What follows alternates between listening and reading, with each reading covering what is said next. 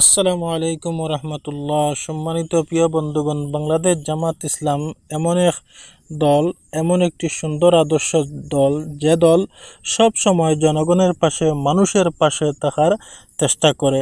সম্মানিত প্রিয় বন্ধুগণ, বিগত আওয়ামী লীগের আমল গেল, এমনকি ইউনূসের আমল গেল, কোনো সরকারই আমাদের এই রাস্তাটা পাকা করে দেয় নাই, এই রাস্তার কাজ করে নাই।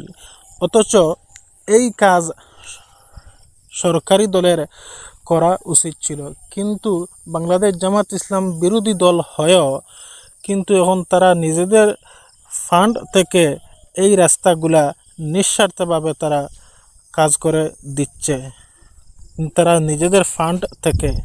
দেখেন, এই জন্যে আমি বাংলাদেশ জামাত ইসলামকে হাজারো ধন্যবাদ জানাই। বাংলাদেশ জামাত ইসলাম জিন্দাবাদ।